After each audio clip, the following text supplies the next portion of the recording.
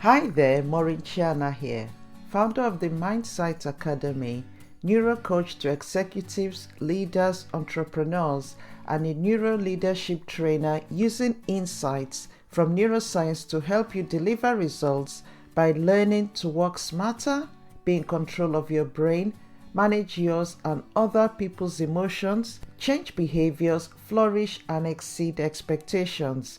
I am so pleased to be back here with another episode of Lead to Excel podcast.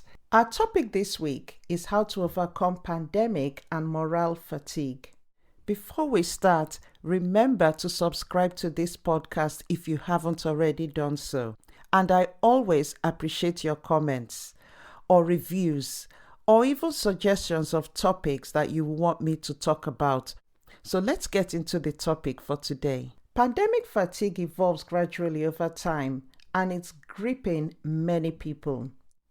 It's the uncertainty of how long the current precautions would last and the fear of falling ill really weighing heavily on people in terms of their mental ability to be able to deal with it. While the administration of the new vaccines gives us new hope, it doesn't change the fact that a lot of people are struggling, and this feeling or mental state may go on for a while. There's mental fatigue, which comes from lack of information and not being able to make decisions. I heard someone also describe crisis fatigue, which comes from constant bad news and the body producing these reactive chemicals, which can also lead to physical effects. Our brains are more alert now and having to make decisions about simple things that we previously wouldn't even have paid attention to. Our brains are like a mental gas tank.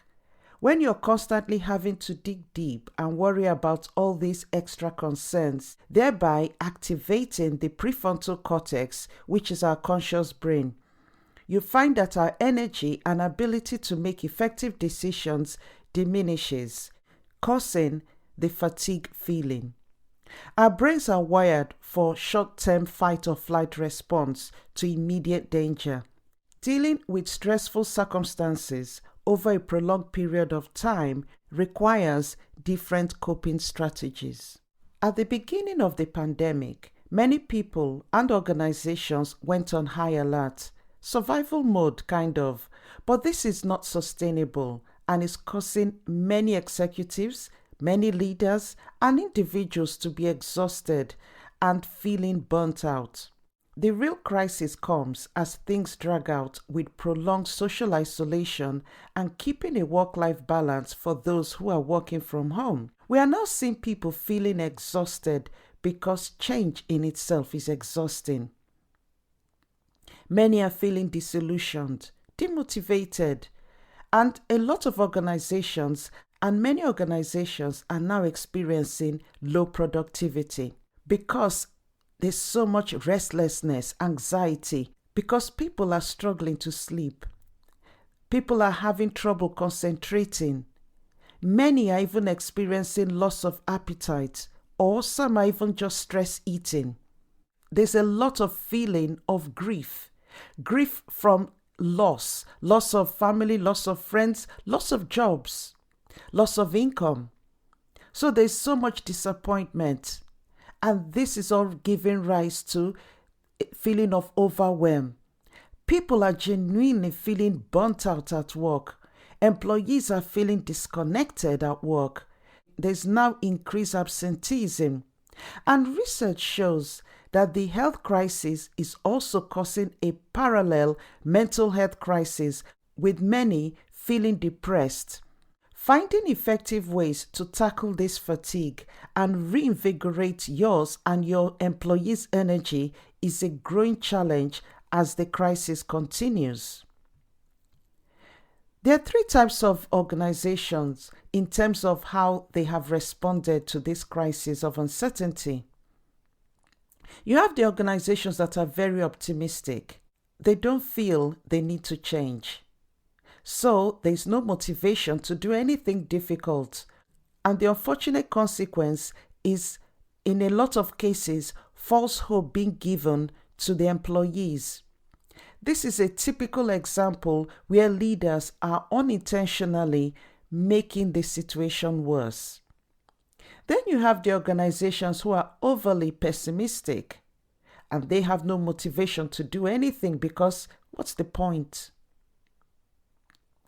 And then you have the organizations who I'll say are more realistic because they believe that things could go on for a long period, but also they believe that it will get better. They believe that there will be a few years of intense disruption, then things will work out. They are the ones that are investing in learning and growing their leaders and their people. So which one are you? Can you identify your organizations from any of these three? The key is to avoid being overly optimistic or overly pessimistic. So what can leaders do to help themselves and others overcome this pandemic fatigue? Research shows that organizations that started off by focusing and caring about humans have successfully been able to pivot and take their people along. And they've also noticed sustained team engagement in organizations like this. Leaders definitely need some time to move from more extractive processes to more regenerative ones, focusing more on valuing the human. So this means leaving people better than you found them. What employees are saying is that they feel they're working harder. A lot of people feel underappreciated, and many are finding that they're getting less focus from week to week. So it's important for leaders, for executives, for organizations as a whole to understand your people and give them more autonomy than they expect, such as get them to set their own goals. Get them to come together as a team and set goals for themselves where you oversee the goals that they're setting. Let them decide who they work with, how they work. This form of unexpected autonomy will help build trust and also help with engagement. Engage your people in decision making or problem solving. I know organizations that have insisted on staff coming in every day while senior leaders work from home. This will create more distrust and more disconnection and more demotivation. So the question is, what will reduce stress? Examples such as, like I said earlier, giving them that autonomy, giving them flexible working hours, shorter work weeks could make a difference. For example, workers at Microsoft Japan this summer enjoyed working 4-day weeks with a 3-day weekend and getting their normal 5-day paycheck. The result, the company says, was a productivity boost of about 40%. There was more efficiency in several areas, including lower electricity costs, which fell by 23%. A recent report by McKinsey says, the New Zealand Trust Management Company announced a 20% gain in employee productivity and a 45% increase in employee work-life balance after a trial of paying their people their regular salary for also working 4 days. The concept of flexible work time requires a culture change for many organizations and employees, and it would need to be supported by training, guidance, encouragement, because too often as well, staff feel guilty taking time for themselves during the traditional working week. So there needs to be a lot of change of mindset and, in effect, helping people rewire their brains. Flexible work time is important. And your employees need to understand that flexibility means the permission to take breaks, walk, engage their brain in other ways throughout the workday. I'm finding people are feeling they need to be stuck in front of their computers all day, which is not good. Another area that could be quite useful is introducing shorter meeting times. Cap attendance to 5 or 6 employees, and bear in mind that there is no reason to tie up multiple people from the same team in a meeting. Examples that have worked in some organizations as well are things like minimum meetings on Mondays and minimum meetings in the mornings and also Friday afternoons. This frees up the brain to do more productive work and also give them a feeling that they're actually completing tasks and making progress, which ultimately increases motivation.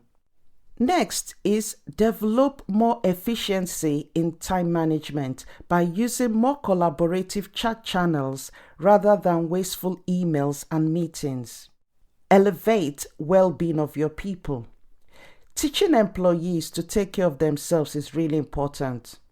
The same electronic tools that have made working from home easier have also made it harder for employees to fully unplug from their jobs, and many people sit at one spot going from one Zoom meeting to another for hours with no breaks. Train your people to intentionally insert breaks into their day and make it a culture in your organization so that people feel confident to decline a meeting or ask for a reschedule where there are no breaks for them. Connecting effectively and efficiently with your people is extremely important. This involves listening deeply to what they're saying. Include people in planning. This means listening deeply to what your people are saying. Focus on care and well-being. Look for signs of exhaustion and other signs of stress. Ask them authentic questions. Not just how are you, but how are you really? Get them to answer the question, how are you today? How are your children? How is working from home going? Ask them questions about themselves. Ask them questions about their families. Ask them about them, how they are really coping. Show them you care. 2021 will have many surprises, so you need to take care of your people, and they will take care of your clients, they'll take care of your business. Transparency and decision making is really important as well. We as human beings are tuned to social cues. When we don't see faces, we assume the worst. Uncertainty creates a threat response. So not seeing people for a long period of time, we assume the worst. And at this time that everyone is on Zoom in some form of virtual meeting, you can't really tell a lot about how people are feeling. And this is why the questioning is really important. Don't jump to conclusions. Ask questions and let them ask you questions as well. Uncertainty about how the manager perceives work can actually create a threat response, which can spiral emotionally, causing people a lot of stress. Also, people tend to read nonverbal gestures differently if they only see someone's face versus if they see a person's upper arm and arms. So it's really important to see how people position themselves while in the Zoom meeting. Nonverbal cues are easier to read when you actually see more of the person. So also go beyond your FaceTime and actually make phone calls as well. Greet people, talk to people, get people talking to each other. Another important aspect that will make a huge difference is transforming your organization culture to one of a growth mindset. Create that growth mindset culture where you have a willingness to try new things and you give people the opportunity to try out new things. Create confidence in your people. Let there be flexibility in things. Let things not be rigid. You don't have to keep doing things the way it was done before. Let people bring in new ideas of how to work, of how to carry out things, because you find that the ideas will actually make things a lot better, much quicker, and more effective and more efficient. Help your people develop the ability to grow and adapt. If you want to know more about how to introduce a growth mindset into your organizational culture, I'm going to leave a link below for an online training program that I have with the coaching to go alongside it to really help you and your team on your organization. People want relatedness. They want to be treated fairly. You know the question where they're asking, do I get the same information as others? Am I included in conversations?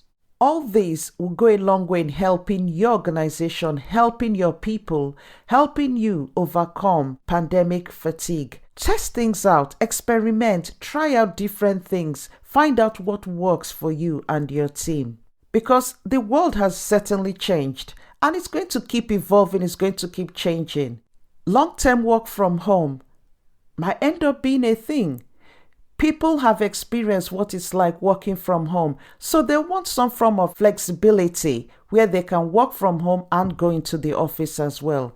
A lot of headquarters are closing, so be open to trying new things so that you see how it works effectively for you. If people are going to be combining, having that hybrid work from home and office, you've got to be able to trust them. They've also got to believe that you trust them, that you care.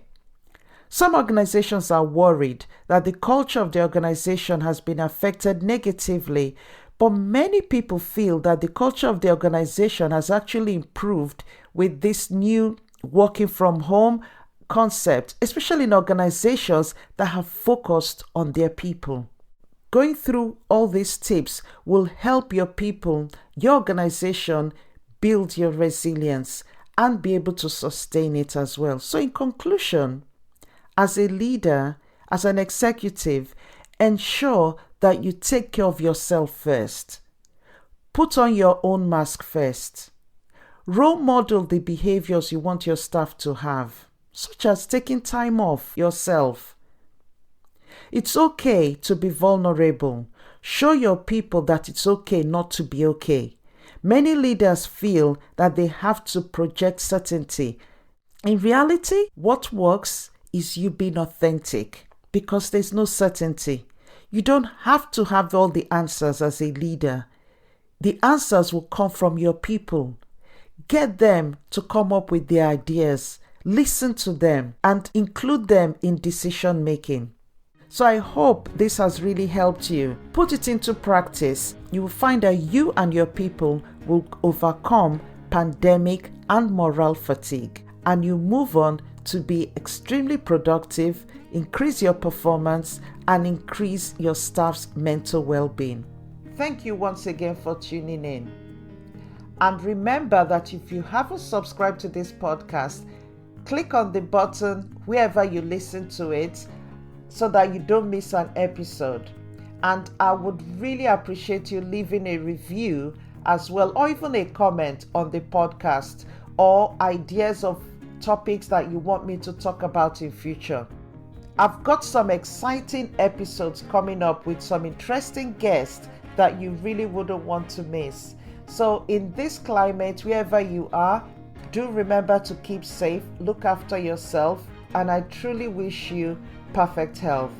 Stay limitless, and I look forward to seeing you in the next episode. Bye for now.